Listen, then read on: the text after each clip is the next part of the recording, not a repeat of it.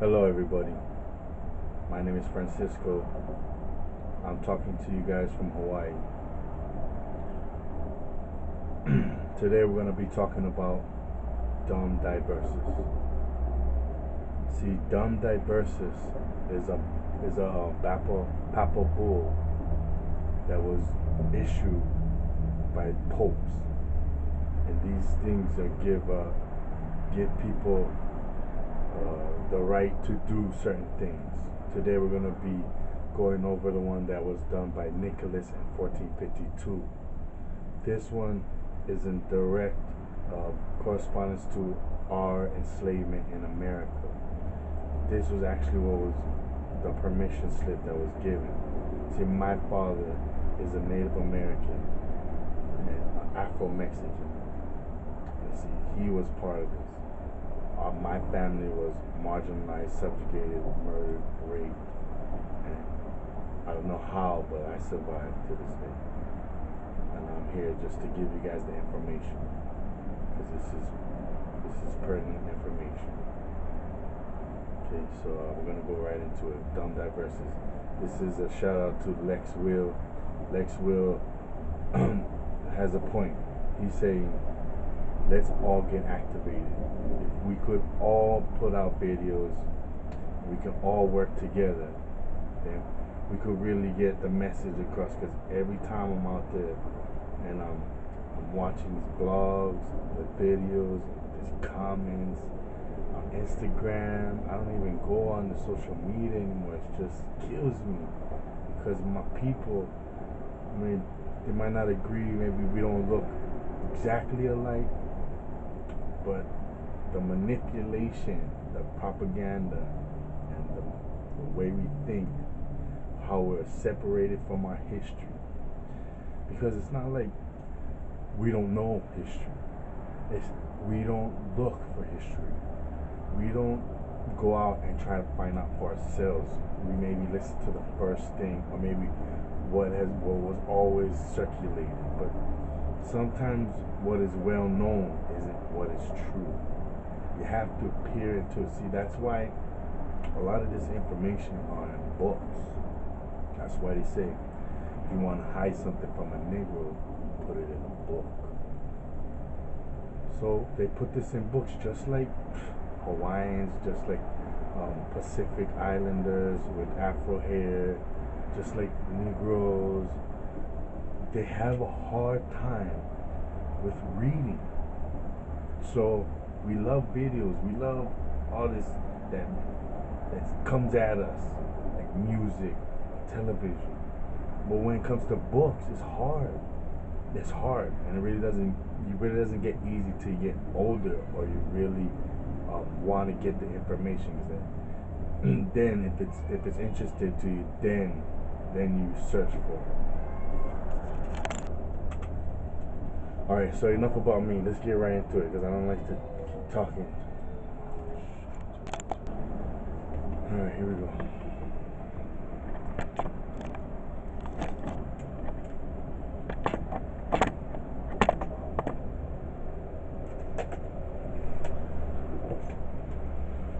Alright, so this is DUM diversus.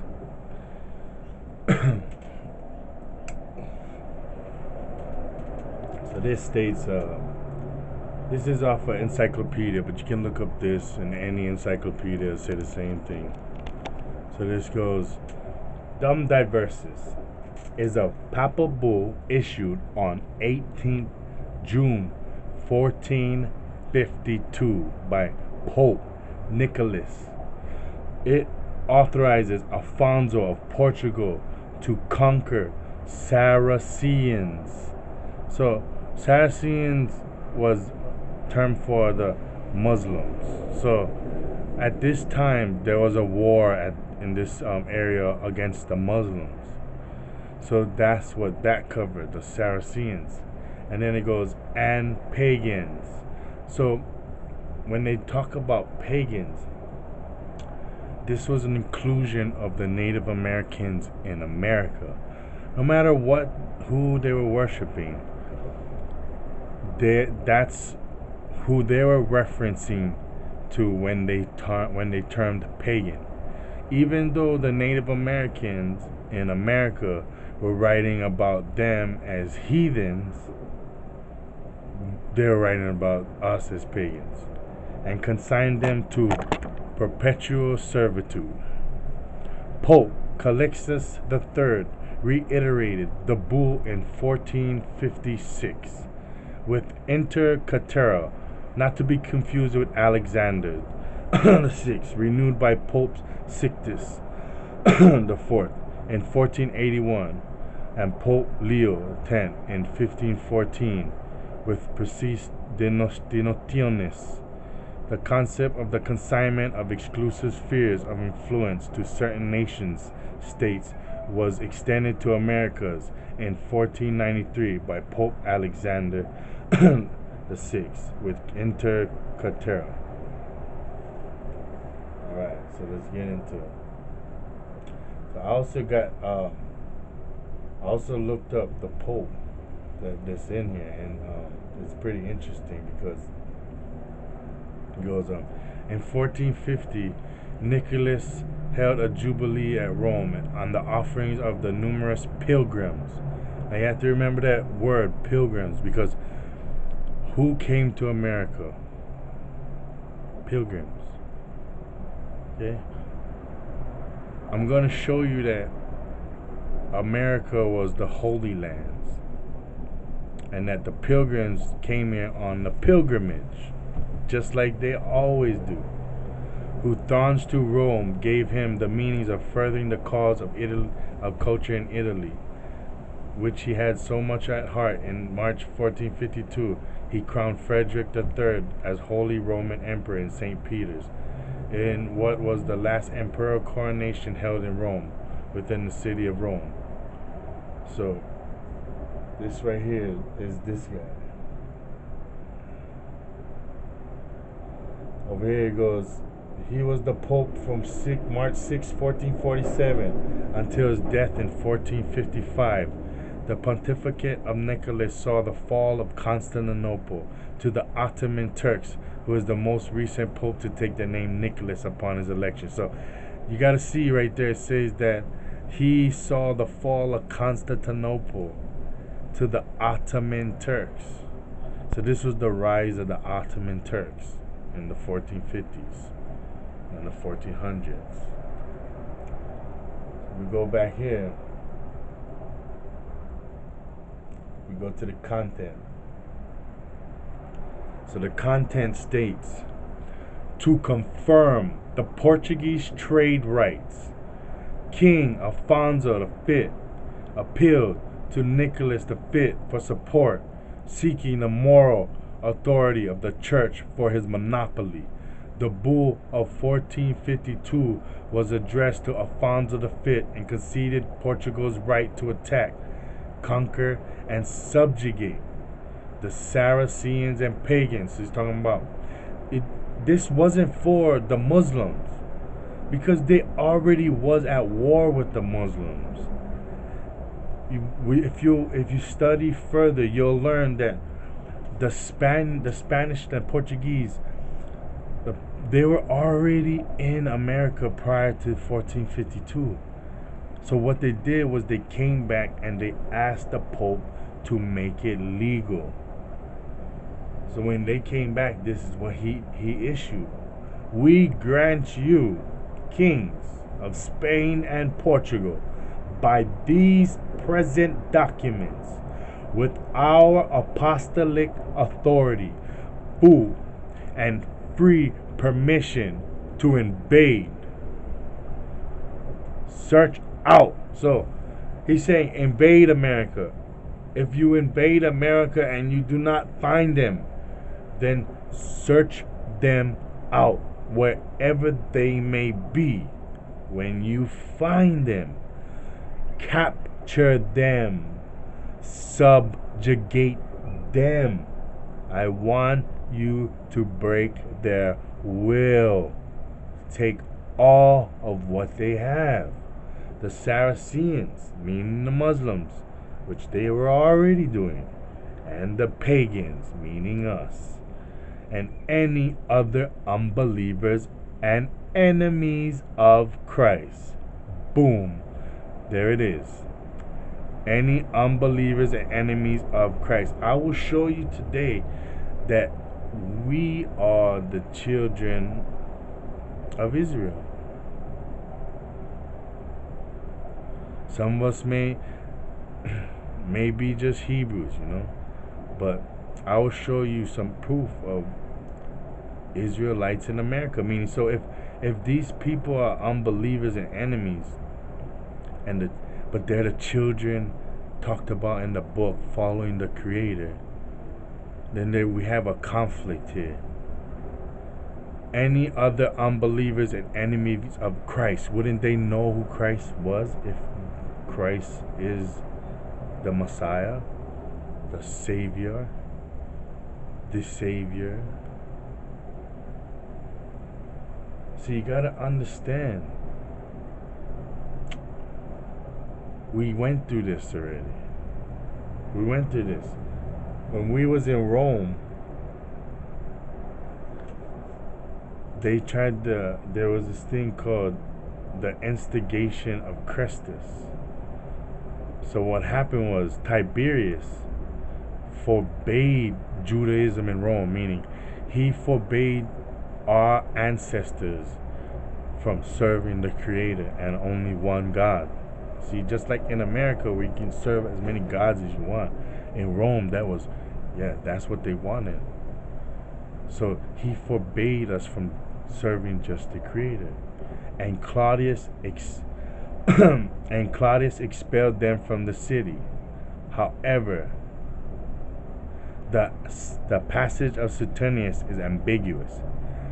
This states this: because the Jews of Rome caused continuous disturbances at the instigation of Christus. So don't be fooled. When they say Jews, they mean Israelites. Because the Israelites at Rome caused continuous disturbances at the instigation of Christ. So they try to sell us the Christ. And this was the instigation of Christus. He, Claudius, expelled them from the city. And these are the people called the Essenes. And these are the people that they call the Essene. And you'll learn about the Essene, because the Essene are these people who are trying to say, no, do not follow Christ. Follow the Creator, for he says he alone is the only Savior. There is no other Savior. So if you go in the Bible and you look at Isaiah 43 and 11,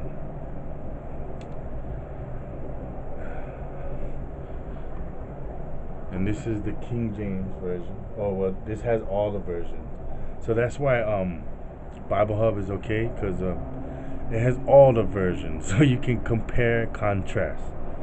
So if you look in the King James Bible, it says, I, even I, am the Lord, and beside me there is no Savior. Yet we always want to put our eggs in the basket of another Savior, and not the Creator. So if you go over here, back to religious persecution in Rome, so this was the Essene. And what happened was they wrote they started writing about the writings of the Bible, the teachings, the law, statutes, commandments, history, and they wrote the Dead Sea Scrolls, which is in the Qumran cave. So what happened was, after they had built their village and had wrote these books, the Romans had came back and had killed them. And then years later, recent times, we uncovered these writings in the cave, and they're called the Dead Sea Scrolls. And they were first they hired John D. Allegro, and he wouldn't write the Christian theories into it and Christ.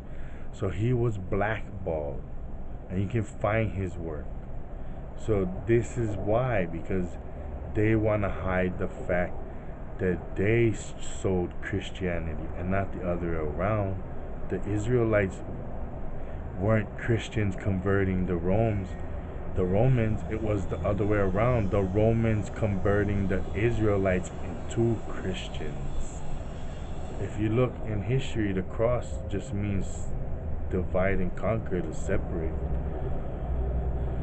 So it says Christus has been identified as another form of Christus or Christ. The disturbances may have been related to the arrival of the first Christians in Rome, and that the Roman authorities, failing to distinguish between the Jews and the early Christians, simply decided to expel them all. What a crock. So that's that right there, right? And if you look, even the word J, even the letter J wasn't created to 500 years ago. Sorry, man. They're always attacking my shit. They know when I'm loading up. I'm researching, so they like, forget this guy. And then let me take some stuff out.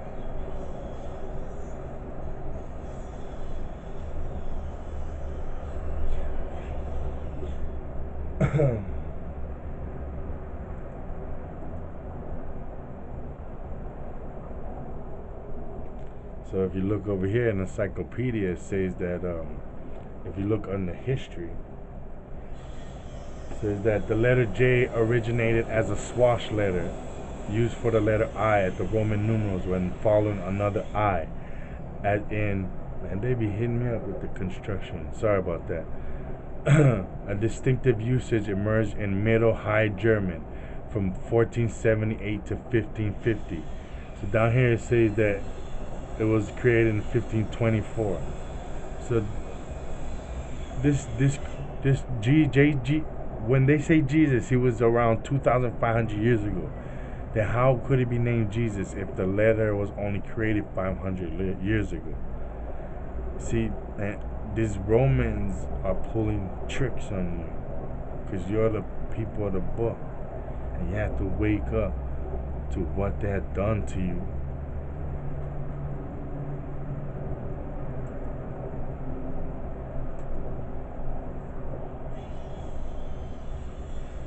So it goes, any unbelievers of Christ, wherever they may be, as well as their kingdoms, duchies, counties. So it's saying you had kingdoms. You had kingdoms. What do you say? What do you mean we had kingdoms? What kind of kingdoms did we have? What are you talking about, man? This is the kind of kingdoms we had. This is what they seen when they came here. This is what they drew. This was your kingdoms.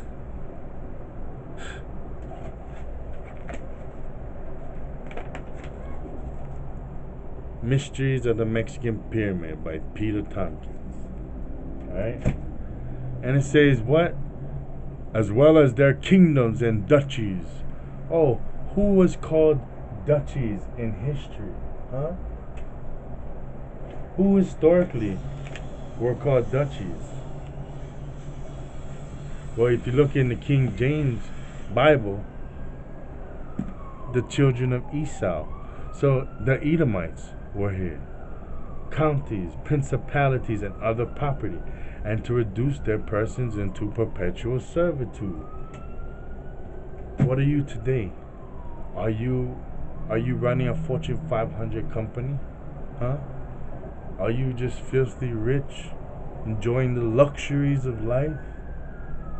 Don't you look at your coworker who's getting paid more than you, has a better job than you, and say, I'm way more qualified, much smarter, and I apply myself better than he does.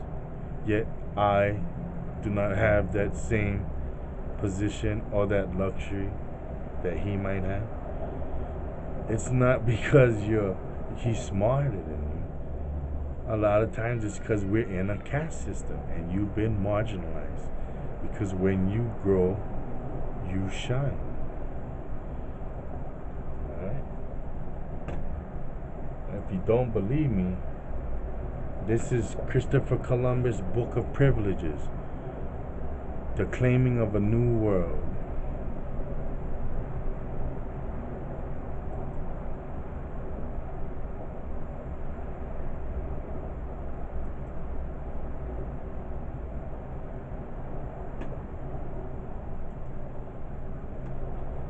Alright. We'll get it. Hold up.